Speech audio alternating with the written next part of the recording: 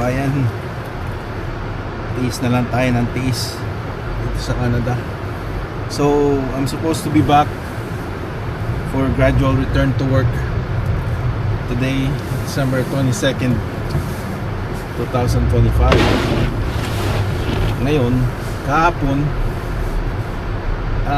na-feel ko na masakit yung left foot ko, left toe, big toe. Tapos ngayon nag-flare up yung gout. Ano pa nga ako kagabi, snow shovel. So ngayon, sinabi ko makapag-online ako work dahil I cannot even, it's hard to put the shoes, my boot sa ano ko, sa paa ko.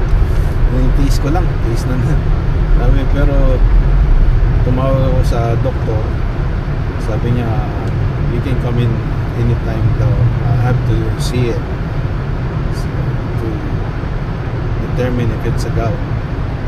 And I said, okay, kasi kailangan din ng medical notes sa work. So I'm gonna have it maybe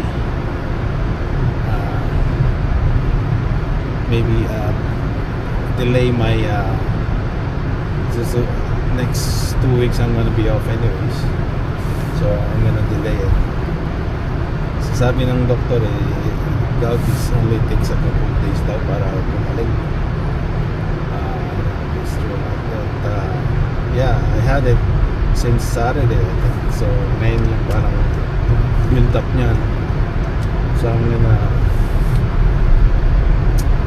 gonna see, I need the doctor's note to have it determined kung mag-off na lang ako ng 2 weeks para sa ano ko, dun sa bakasyon sa out of the country, out of Canada, and then come back February.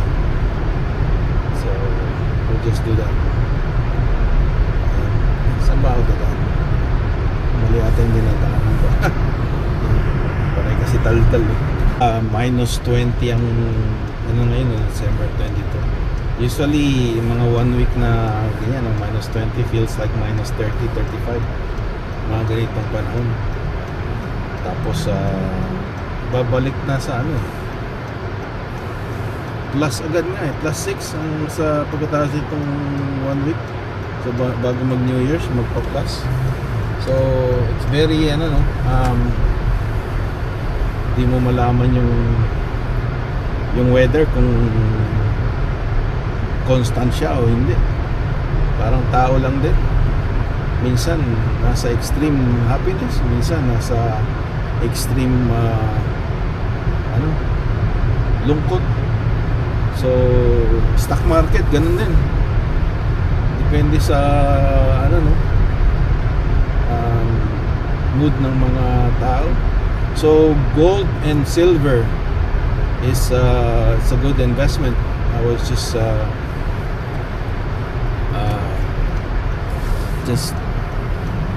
hearing about it from YouTube. So that's his real money, he said. So you have to, yan, tumataas ang silver, no? Yung DSV, yan, DSV sa right now it's $1.65. $1.65 ko nabili. Just bought it for her couple hundreds, and it went up from $9.30 I think. But so I made 1,000, just but not more than enough na mag-retire ka.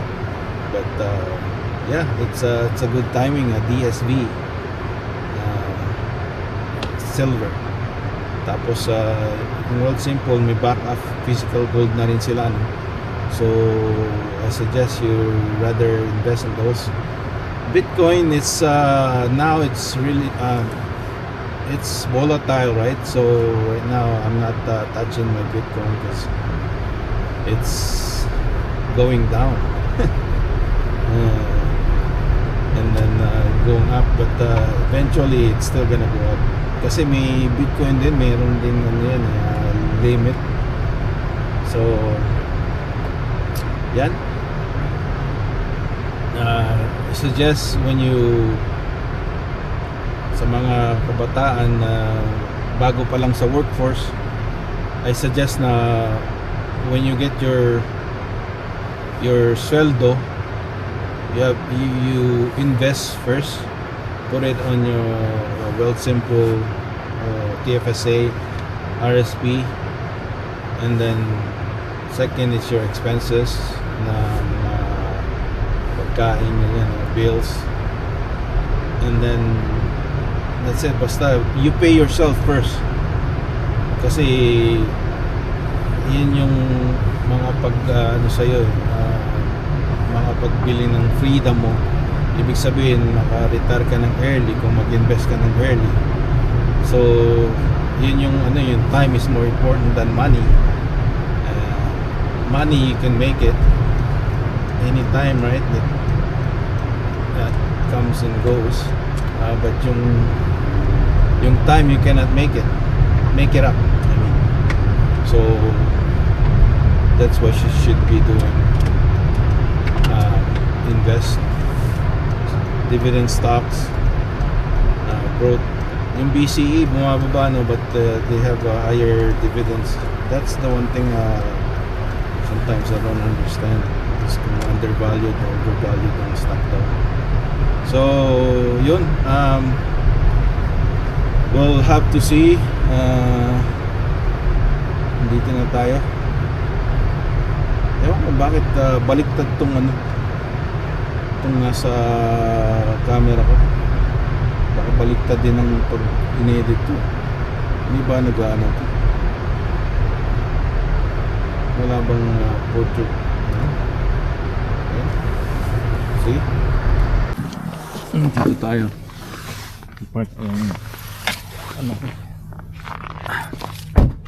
Hirap naman itong buhay na to.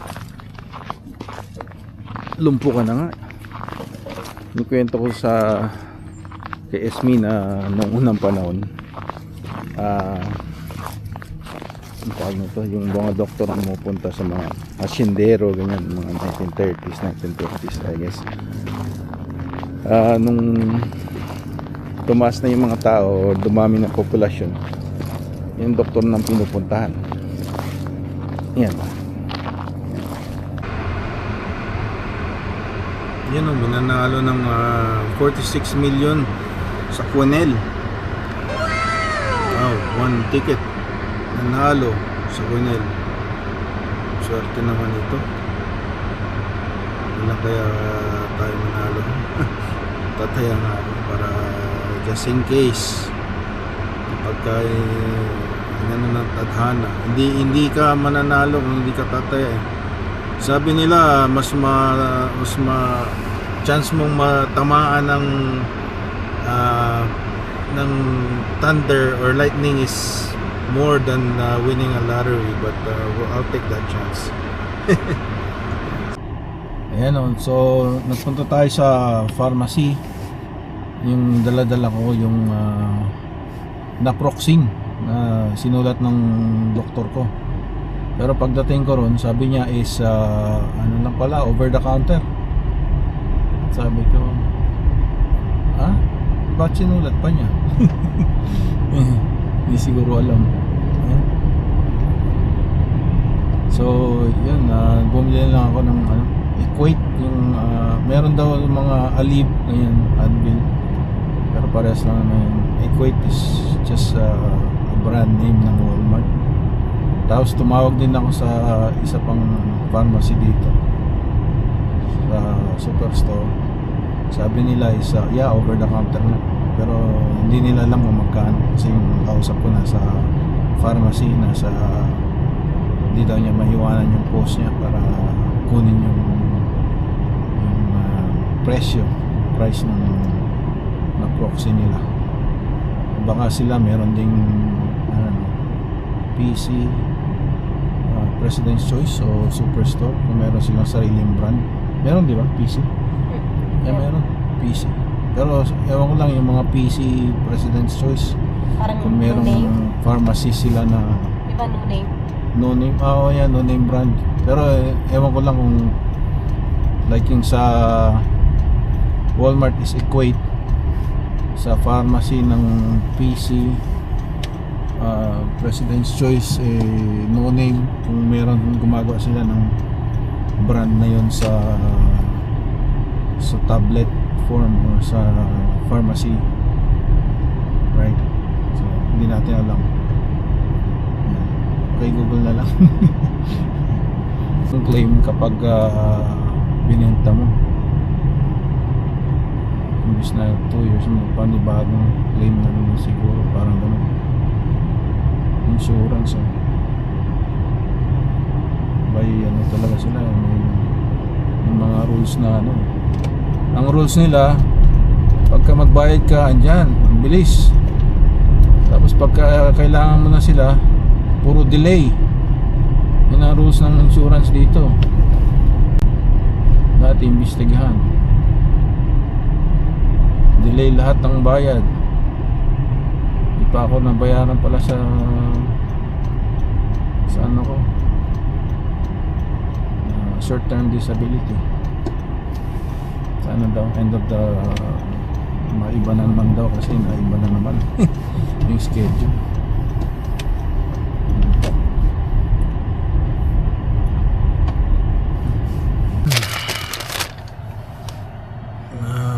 Masakit ang paa ni Mang Berto.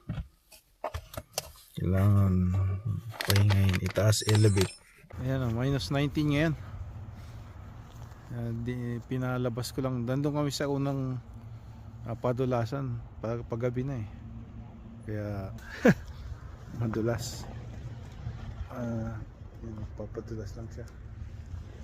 Grabe. Hindi mo ma-feel yung ano mo eh, yung kamay mo sa lamig, saka yung face mo. Minus 19 feels like minus 30 siguro. Mas malamig pa kaysa sa freezer. Grabe. Ayun, nahihing bagal.